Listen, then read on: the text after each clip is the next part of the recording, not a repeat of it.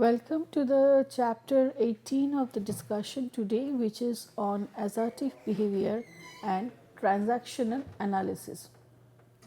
So, it's why it is important to learn assertive behavior and transactional analysis is in organizations sometimes we face situations where there are conflicting viewpoints present by other parties, and sometimes we feel like we are to make our voices known to others, we have to make our viewpoints known to others, and this is a very important part of communication so that others get to know what we are thinking about what others are telling, or even if not what others are telling, what is our viewpoint regarding a problem at hand, or how we are contributing to a particular decision.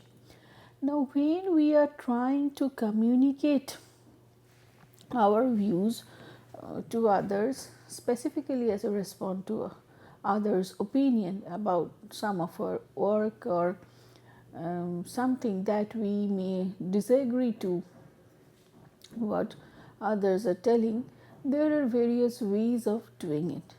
One could be aggressive in nature, one could be passive in nature, and the other one could be assertive in nature. Now, both being passive in nature or aggressive in nature doesn't lead to a very good outcome, in the sense it doesn't lead to a positive outcome of like a win-win situation. So when it is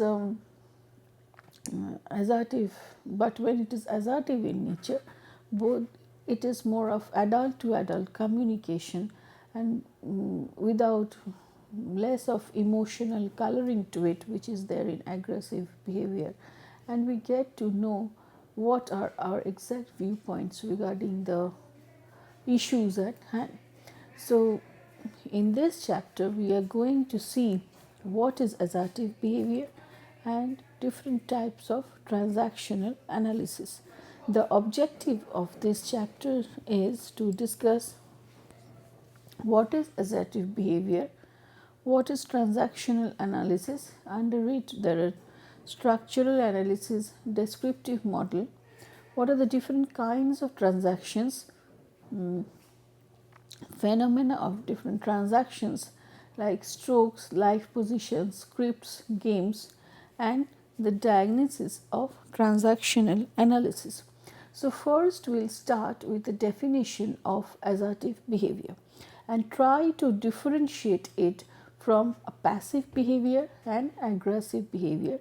We will also try to learn what are the different verbal and non-verbal components of assertive behavior, and in different situations, like when there is a conflict, when you have to pass your communication to others, pass your message to others, and when you have to make your points known, how does it differ, like if you are following a passive style, assertive style, and an aggressive style, and what are the related outcomes to it. So, we will move through this discussion starting with the definition of assertive behavior. Assertiveness, if you can see, is the process of expressing feelings, asking for legitimate changes, and giving and receiving honest feedback. So, these are the three parts to assertive behavior. One is that of expressing feelings, then asking for changes which are legitimate in nature, which are required changes, and changes which we do not want to bring, because emotionally we are very attached to a particular thought process. So, how to bring in and asking for changes which are legitimate, and giving and receiving honest feedback. So, honest feedback is, in the sense, if something is wrong and we observe, we feel like this correction needs to be done. So, in assertiveness, through assertive behavior, what we try to do is to give a honest feedback regarding these issues. An assertive person is again not afraid to request someone to change very offensive behavior, and also is not uncomfortable refusing unreasonable demands, requests from someone else. But this is where this assertive people's communication differ from that of passive behavior. In passive communication, people who are following passive communications, they sometimes cannot tell, like, okay, this is an unreasonable demand that you are making on me, or this is not possible for me to do it because this is something unnecessary or unreasonable that you are asking from me. But in assertive behavior, people are not uncomfortable while refusing unreasonable demands from someone else. So we can see, like, assertive people are direct, honest and expressive. So they feel confident, they gain self-respect and make others feel valued. So in assertive communication, what we do, we give a direct feedback, we give a honest feedback, and we express our minds with due respect to the other person in front of whom or about whom we are making our comments. And people feel confident and gain self-respect, and these attitudes make others valued also. So in contrast, when the same behavior is through aggressive people, they try to humiliate others. They try to humiliate others, and passive people, they allow others to humiliate them. Like passive people, and which are called unassertive people, elicit either pity or scorn from others. So in aggressive behavior, people may humiliate others, but in passive behavior, I stimulate others to be like humiliate me, or and I invite scorn from others. So that is the difference, where when you're talking of the difference between aggressive behavior, assertive behavior, and your passive behavior or unassertive behavior.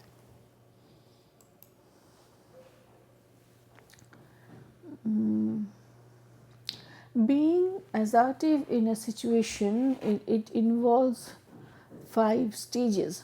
So when getting confronted with a very intolerable situation, assertive people, what they do is, first they describe the situation in details and describe it objectively.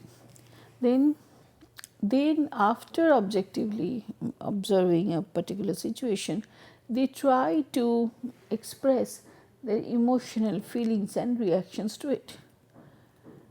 They empathize also with others' viewpoint, because my viewpoint is my viewpoint, other person's viewpoint is that person's viewpoint, based on his or her perception, family background, experience, etc., etc.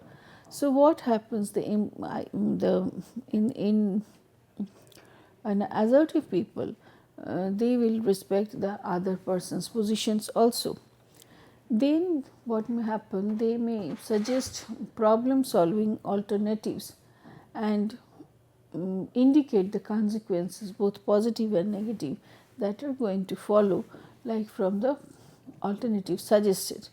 And out of that, these people are going to make their own points, which according to them, they are correct in the thinking process.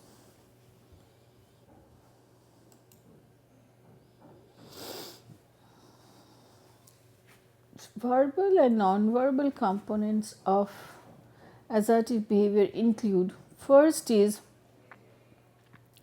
the eye contact, which is a measure of sincerity and self-confidence, and erect body posture and direct body positioning is the increase, it's the effect which is affecting the impact of the message. So, appropriate gestures may be used. Congruent facial expressions are essential and strong, but modulated voice, tone and volume will be convincing. So, whenever we are trying to speak about certain things, like how we modulate our voice, what is the volume with what we speak, all these things will determine whether we are assertive in nature or not.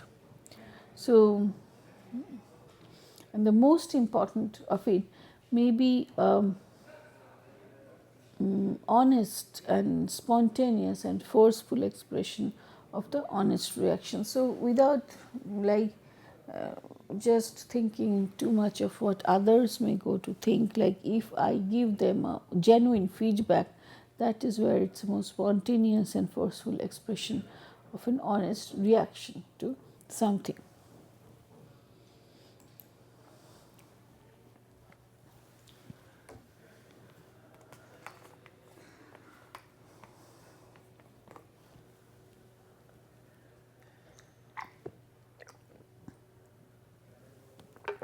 When we are comparing alternative behavioral styles, and if you can see like passive, assertive and aggressive, if we are making a comparison, the characteristics of it is that in passive we allow others to choose for us. We are emotionally dishonest, indirect, self-denying, inhibited. In win-loss situations, one loses. If you do get your own way, it is indirect. In assertive behavior, people choose for themselves. They are honest in nature, direct and self-respecting, self-expressing. They are straightforward, convert win-loss to win-win. Aggressive behavior is they choose for others. So, they are inappropriately honest, direct, self-enhancing, self-expressive, derogatory. So, main point here is derogatory, where win-lose situation in which a person wins. Your feeling in the exchange process in passive behavior, it is anxious, ignored, helpless and manipulated, angry at yourself and others. When it is assertive behavior, it is confident, self-respecting, goal-oriented, valued, later accomplished. In aggressive, people are righteous, superior, depreciatory and controlling, latter is possibly guilty. So, what we see in the in assertiveness, there is a feeling of accomplishment, while in aggressive behavior latter there is a possible guilt of like we were aggressive at a certain point of time. The others' feelings in the exchanges, passive it's guilty or superior, and in assertives it is valued, respected. In aggressive it is humiliated, defensive, resentful and hurt. How others view us in the exchange process. In passive it is lack of respect, distrust, can be considered as a pushover, do not know where you stand.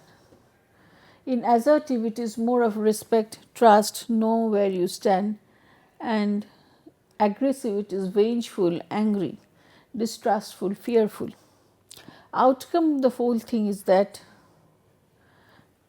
others achieve their goals at your expense. So, if you are passive in nature, others will gain their position at your at your expense. and your rights are violated. Outcome in assertiveness is determined by above board negotiations. Yours and others' rights are negotiated and respected.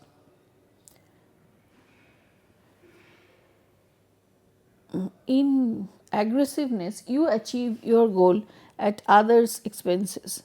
Your rights are upheld, others are violated. Underlying relief system is the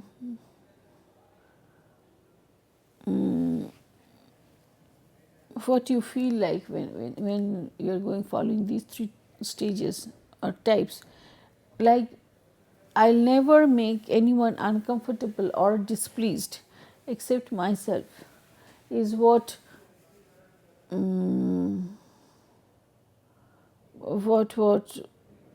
they think, like the passive people think. In assertiveness, I have a responsibility to protect my own rights. I respect others, but not necessarily their behavior. This is very important. Like, I have nothing to do. I have no vengeance against the person concerned. So I have a respect for the person, but I may not agree with the things that the person is telling or the ideas. So I have a responsibility to protect my own right. I respect others, but not necessarily their behavior. And in aggressiveness is I have put others down to protect myself. So, in order to nurture my own self interest, what I have done is I have put others down, make them appear humiliating, make them appear like they are sort of like not able to do anything, and so that putting down others helps me to protect myself. And this tells you about the difference of passive, assertive and aggressive behavior, and that is what the underlying belief system is talking of.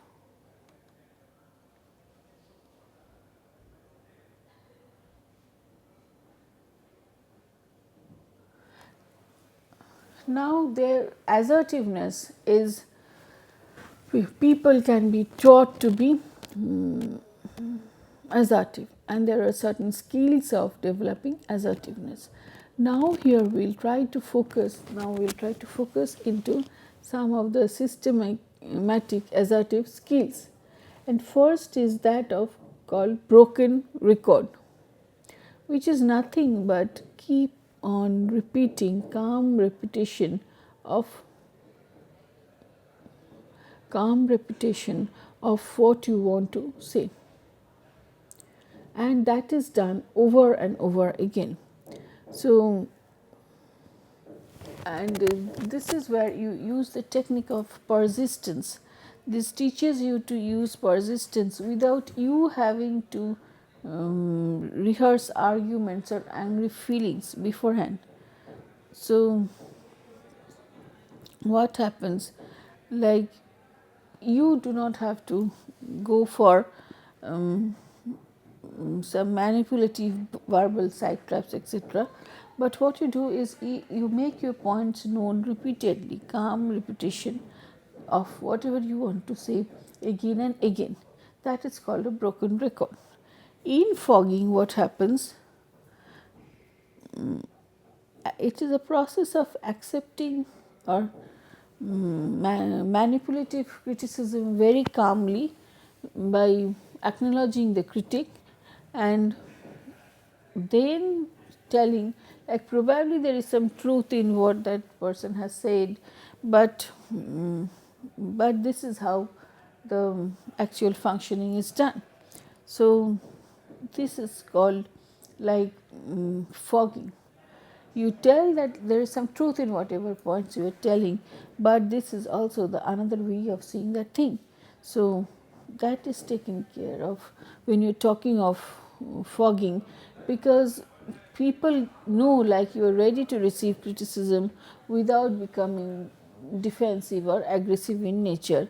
And while giving no rewards to those who are using this manipulative criticism to overpower you and bringing you to the maybe passive state or something like that. So that this part is called fogging. Free information. Free information is we have to be clever enough to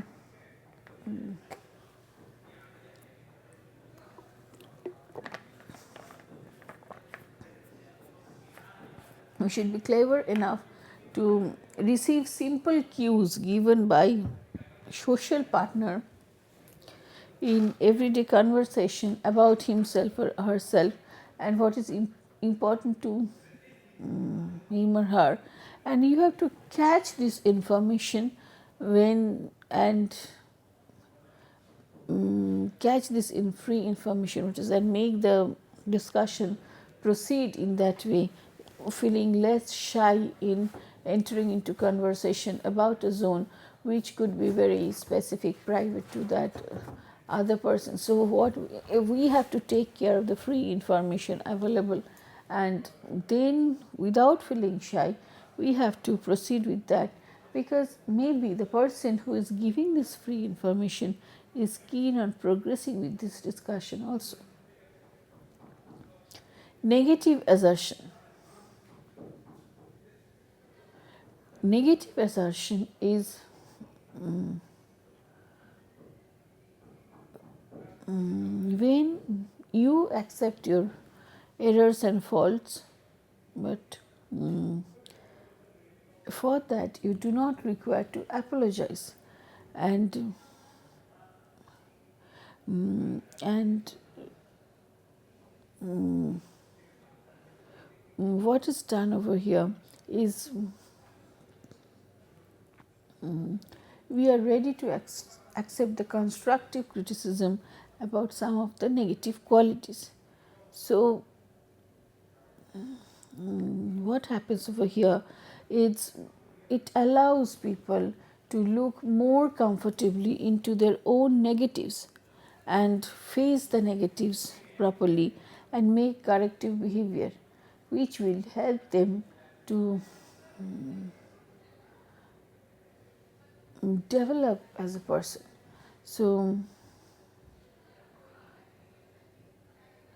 this is where it is very important. This negative assertion is important. So what happens? I am accepting my faults. I am criticizing my faults, and we are trying to find out newer ways of dealing with this problem. So, and we are not aggressive, feeling shy or or appearing to be anxious, because we have come to know some of our negatives.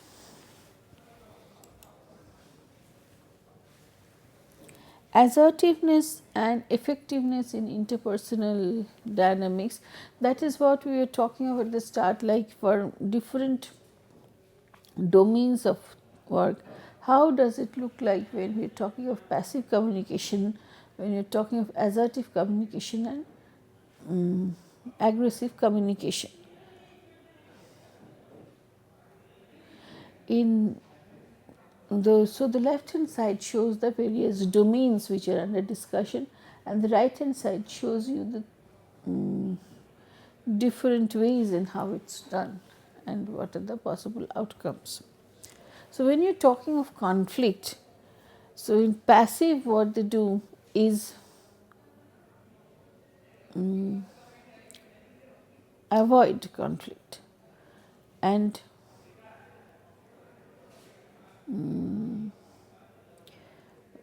what we try to do is we try to make the issue very trivial.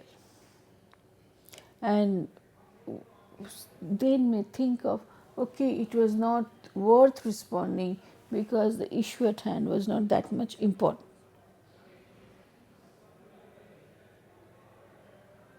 Next is the same conflict when we are going through the assertive behavior. Here what we are trying to do is we are giving a candid feedback and we are giving a constructive feedback. When it is aggressive in nature, the same thing, the same conflict, the behavior becomes belligerent and demanding in nature. So, for the same domain, for the three types of activities, three types of activities, the response is different. The ways of looking at the problem is different. When you're talking of negotiation, then in passive behavior there is a weak opening and maybe we are ready to for certain concessions. When we're talking of assertive behavior, so what we're trying to do is we are making the opening very strong and then we're trying to integrate the solutions. When it is aggressive in nature, so it is extreme opening. So its extreme opening means like we try to tell everything maybe of oneself and use aggressive techniques so that I know better than you sort of thing. Teamwork. In teamwork, the passive people are generally silent without any opinions made and they conform to the team's behavior. In assertiveness, there is egalitarianism, and open-ended and engaged.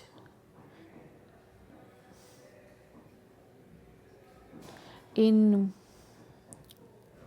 teamwork, then when you're talking of aggressive behavior, it is confrontational in nature and dominance seeking. So I want to get dominance.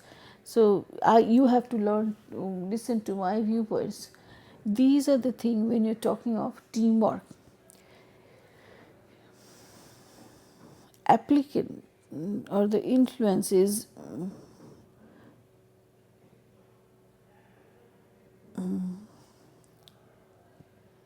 it's for the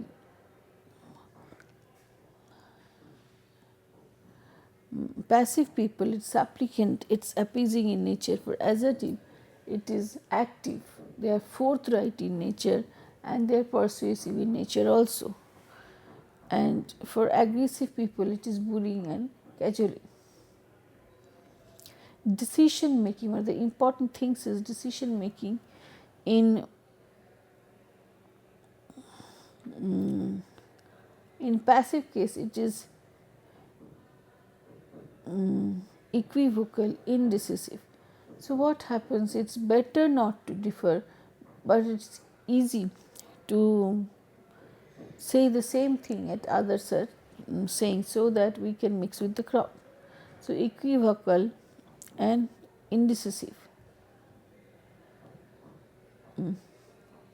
When we are talking of assertive behavior, one important point is it is proactive in nature and it is inclusive in nature. When you are talking of aggressive behavior, it is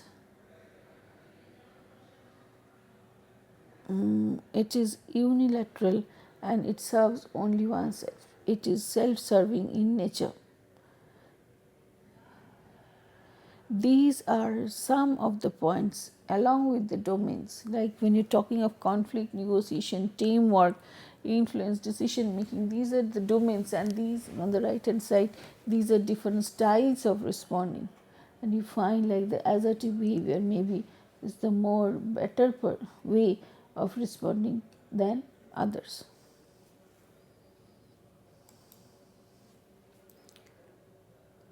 When we are talking of assertive behavior, when you're talking of negative behavior, or even when you're talking of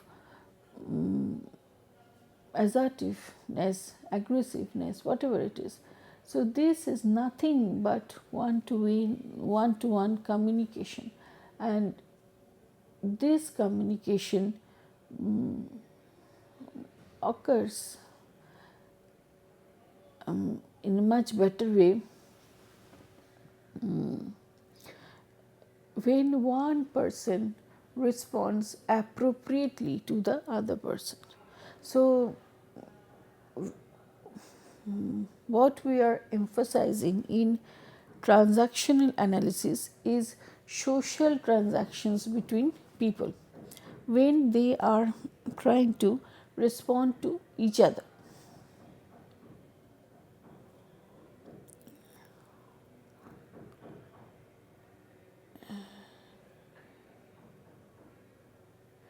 Then this whole process is called transactional analysis, and there are different steps to transactional analysis.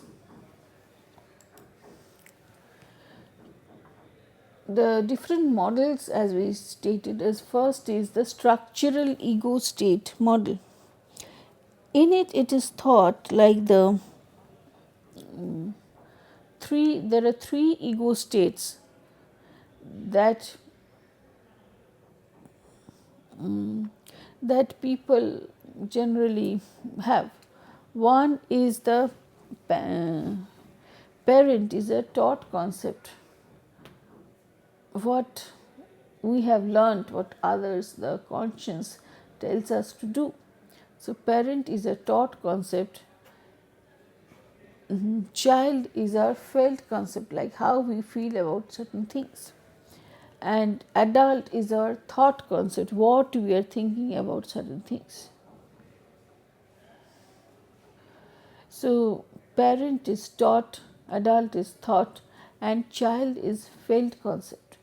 So with this, in the structural ego state model, what we try to find out, like if these three states are present within an individual, each of these three states, and I am communicating to another person, then from which state should I communicate? It is the child state, adult state, or the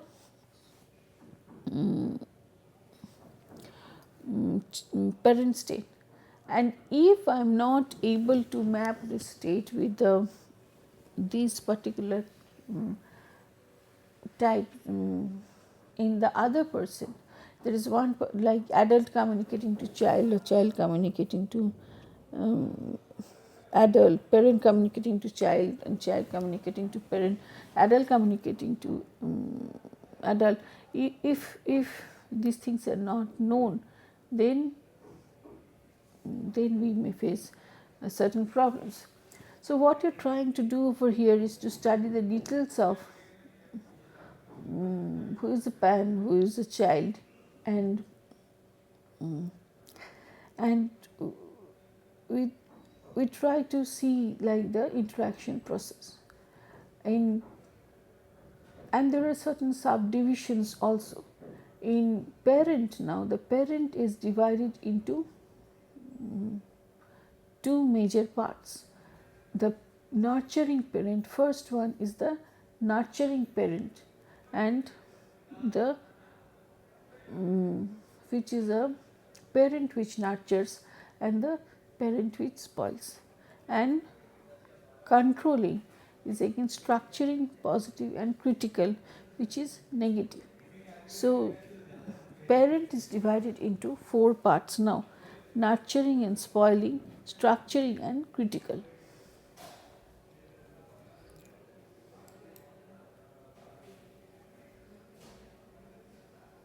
Adult state is not generally divided, it remains as a single entity representing the accounting function or mode, like which can draw the resources from both the child and parent. Child is a person who is sort of demanding nature, and without much of reasons for the demand. So, but now child is again divided into 4 parts. What's adapted child is cooperative and passive and compliant or resistant in nature, and free child is spontaneous and immature. So, and again this response from the child could be from each of these 4 quadrants. So, altogether now what we are having is like from parents we have 4 divisions, adult is only 1 and child is again 4. So, with this framework we again interact with the parent, child and adult combination present in another person. And there are certain cues through which you can understand from what ego state we are functioning. The physical features of it is angry or impatient body language and expression, then finger pointing, etc. Child is emotionally sad expressions, despair, temper tantrums are there, winning voice, then rolling eyes, shrugging shoulders, tensing, delight, laughter, speaking behind, raising hands to speak. Then all these things show like there is some these are not very matured ways of doing things. When you're talking of adult, it is physical, is attentive, interested, straightforward, tilted, then straightforward and non-threatening and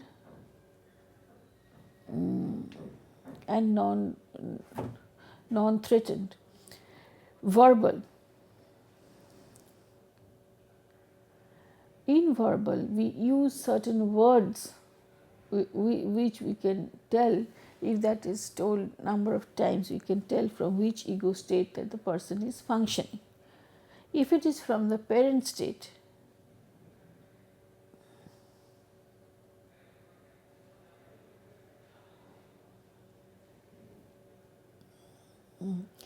in verbal, parents generally tell you always do these things, never try to get away. I have told it for once and for all. And the words are generally judgmental in nature, critical words, and this is patronizing language. So, like whether you either you hear it or you are gone sort of words. So, always, never, for once and for all these words are there in the parent state. In child state, there are certain words like I wish, I do know, I want, I'm gonna, I don't care. So, I owe not again sort of thing. So, this is the worst day of my life. So, these are more related with emotions and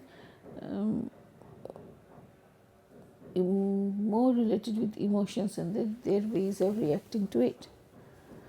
When you're speaking of adult, the verbal cues given here are more of like WH questions: why, what, how, who, where, and why, when, how much, in what way, queries, that comparative expressions, that queries which help to compare facts, reason statements, true or false.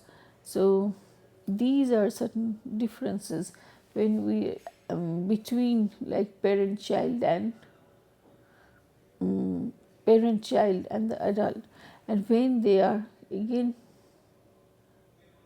when they are again contributing to the like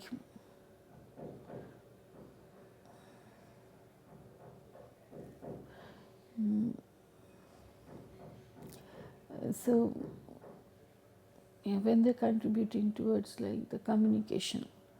So these cues we have to understand, and if we are able to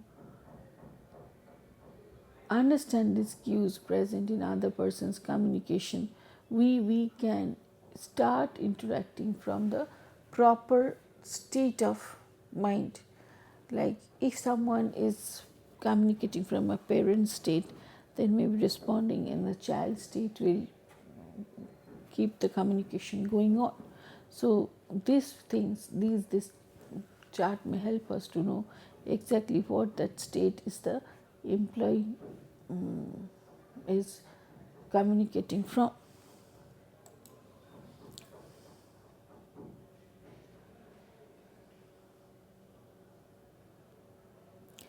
When we are talking of a descriptive model, it tells of like in how we function or behave with others, and it is differentiated into modes of behavior like effective modes and ineffective modes. Ineffective modes are negative controlling parents. When parents are communicating like you are not okay, and the result is punitive in nature. Next is negative nurturing parents, and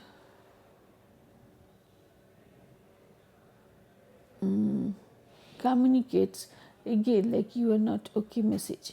When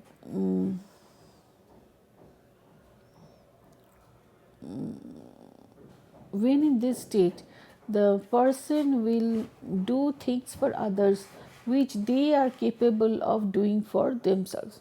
So what is the, if the other person B can do certain things, still again the A will do certain things for him or her, assuming that the other person B cannot do it for him or her herself. So in this state, the parent is overprotective in nature.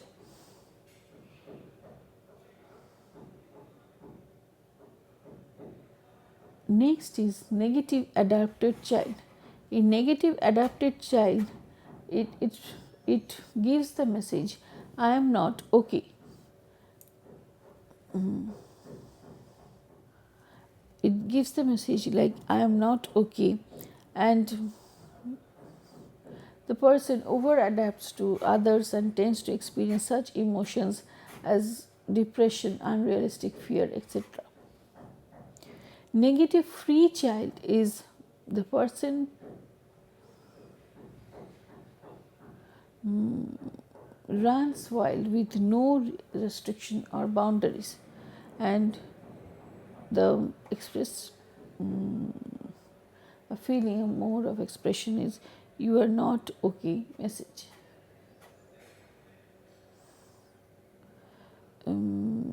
So what happens over here, what I believe in, like, and what I communicate, like if I believe like you are not okay and also I am not okay messages, these are and how do we know like these people are believing in these messages is from their interactions and how their modes of behavior, like what they are trying to do for themselves or for others, and how they are communicating with each other. Effective modes are the positive nurturing parents communicates the message you are okay. When in this mode, the person is caring and affirming in nature. Positive controlling parent, it communicates the message you are okay. So this is boundary setting mode, offering constructive criticism whilst being caring about the firm. Next comes positive adapted child. Communicates I am okay. So from this message you learn like the what are the rules to help us live with others. Positive free child is communicates again I am okay message. This is a creative, fun loving, curious and energetic model. So again in this case like okay messages are communicated like you are okay, I am okay sort of thing, and it is divided into positive nurturing parents, and then controlling parents, affirmative like adaptive child, positive adapted child and positive free child. So again how do you know like these are the steps from which people are communicating is observing some of their behaviors as mentioned over here, and correspondingly we have to choose the state of ego state that we have to choose to respond to these people in these states in a more effective way.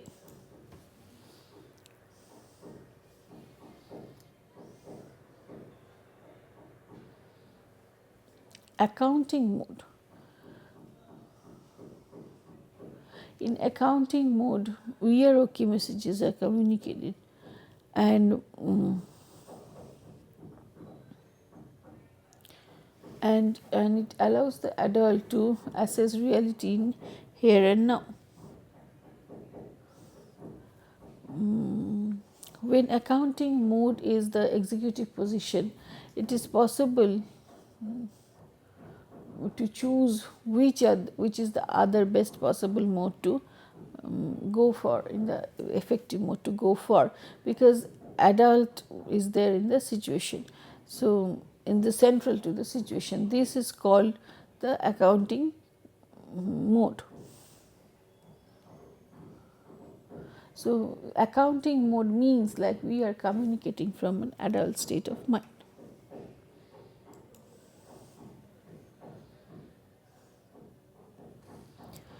So when using the descriptive behavioral model, the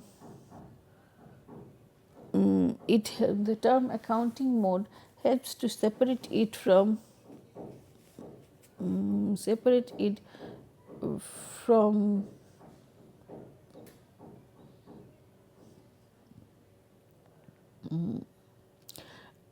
the structural model, where it is referred to as an adult. So more or less similar types of things in what we do in accounting mode is we take account of the present context as well as the situation, and as well as trying to deal with the appropriate try to deal with the appropriate mode, and what would it be like when we are trying to communicate. What are the different kinds of transactions, like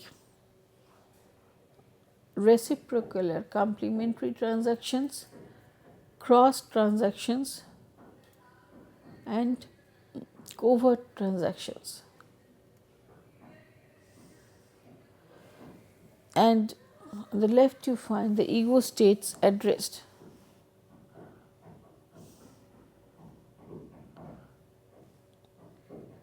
So in reciprocal or complementary communication we find both the both the partners are addressing the ego state the other is in. In cross transaction, the partners are communicating ego states other than what they are in, and that's why it is getting crossed. Covert transactions are explicit social conversion.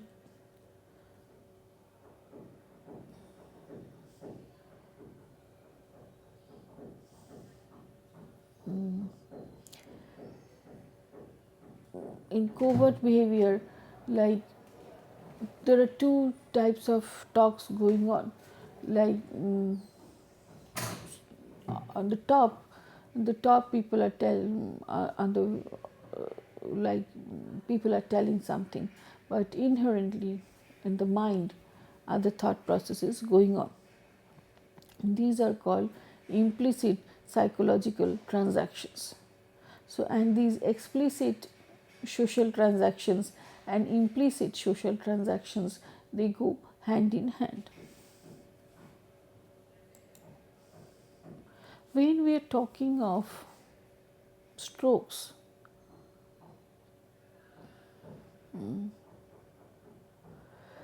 these are recognitions, attentions, or responsiveness that one person gives to other. It can be both positive and negative, conditional and unconditional in nature. And people generally are hungry of strokes. When there is a lack of positive stroke, people may choose to get negative strokes. They may even seek negative strokes. Transactions can be viewed as positive or negative depending on the strokes within them. So, stroking can be physical, verbal, or non-verbal, and people have particular strokes that will accept and reject, that they will accept and reject.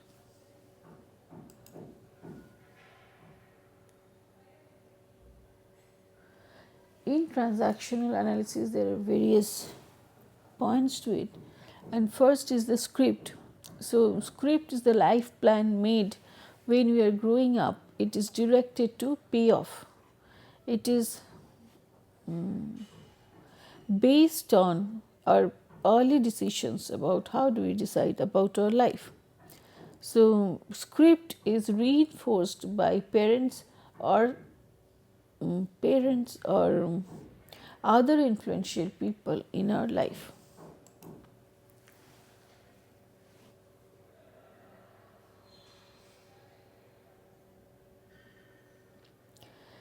Then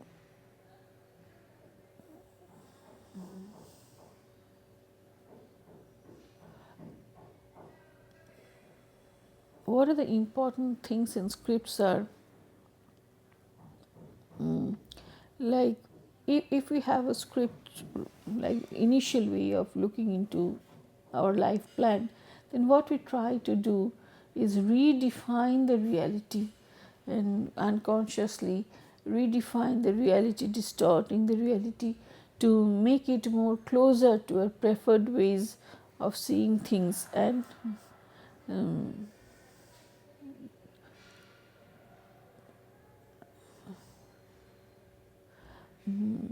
and discounting and discounting some of the important things which are there. We discount, give less worth to certain, maybe some contradictory facts, and what is told to do is scripts may fall into 2-3 categories like tragic, heroic, or banal variety. So, based on these things, like working styles developed are be perfect, be strong, try hard, please others, and hurry up. So it is an important recognition given in ourselves and others that we can work then that we can then work to the best rather than by driven by certain things. So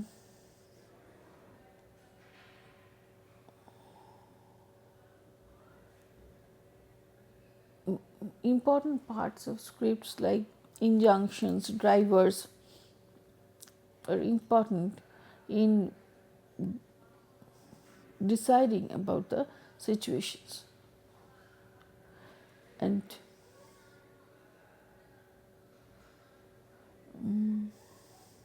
next we'll see like other parts of transactions, which is time structuring, which is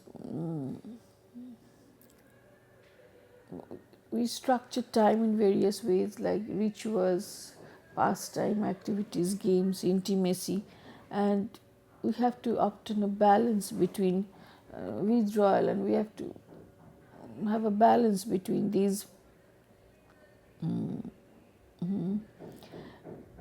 activities so that we have sufficient time to play and intimacy. And if it doesn't occur, then it would be beneficial to explore like what we might be avoiding. So in transactions, the time, the how we define things are very important. How we structure time, how we define things in scripts are important. So in games there is a series of behavior transactions that is complementary, ulterior in nature, and proceed towards some predictable outcome.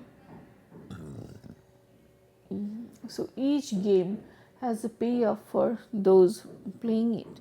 So games may vary in flexibility and tenacity and intensity.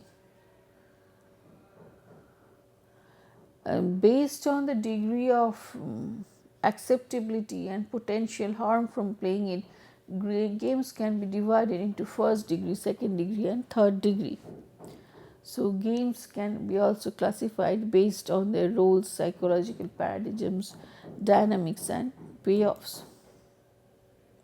These are some types of common games like why don't you, yes, but, if I weren't for you, so if it weren't for you, etc. So these whatever listed is some of the common games which are there.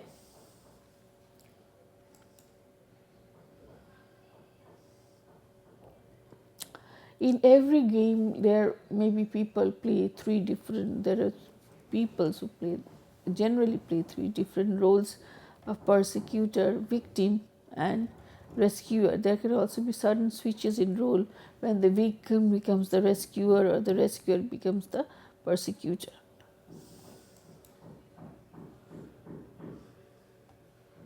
So, and again, games vary in their length of time that passes while the game is being played, and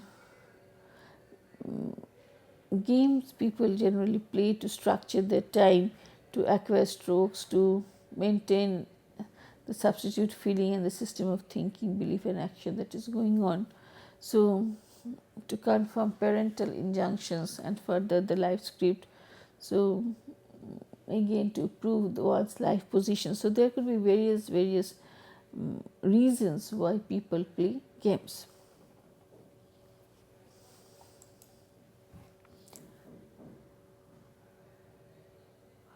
There are various ways to deal with games like cross the transaction by responding from a different ego state, then pick up the ulterior rather than the social message. So when a person says, I can't do this, I am useless, rather than saying, let me do this for you, instead say, it sounds like you have a problem, what do you want me to do about it?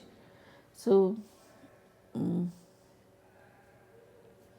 it is said from the adult ego stage.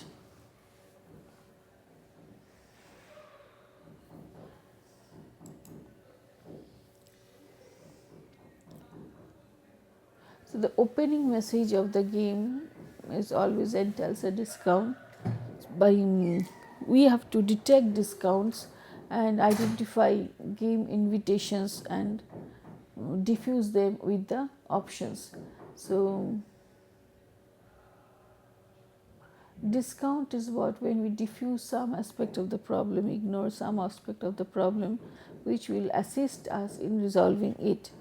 So if someone is telling like it's very difficult for me to do certain things, so what we do is we try to help that person. So we are to understand the discount given at each of the stages, and we have to act accordingly. like what is this discount about and what it is telling to do.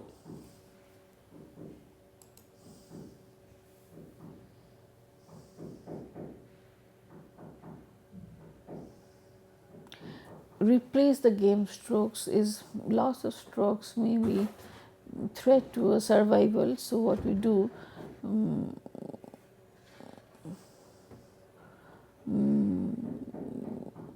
if we cannot give sufficient positive strokes, or then what we'll go for, we'll go for strokes. If we don't have sufficient number of positive strokes or give ourselves positive strokes, we'll go for quantity rather than quality of strokes and play games to get them. So this loss of strokes is also a loss of excitement that the game has generated. So what is required is to replace the game strokes.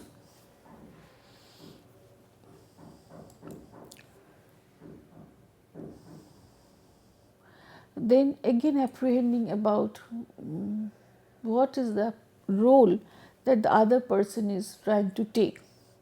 Like by getting cues from answering what happens again and again, when did it start, what is going to happen next, then what happens, so how what is the possibility of ending, so how do we feel after it ends, all this will suggest like what is the person, the game role the other person is going to take. Behavioral diagnosis is word, tone, tempo of speech, expressions, postures. These help us to provide certain cues to the games. Like as we were discussing earlier, like parent modes typically contain value judgments, adult words are clear and definable, child modes are more direct and spontaneous. So these are some of the indicators which help us to know like what is the state taken by the other person and how we should react to it.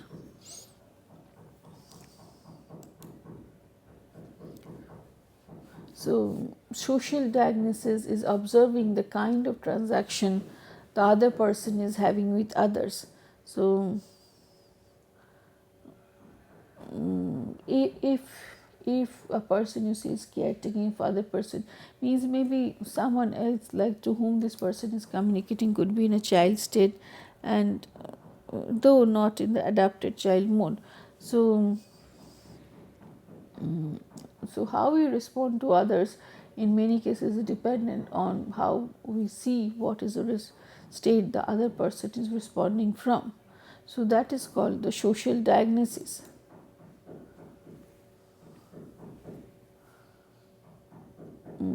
Past history also helps to determine the ways of responding.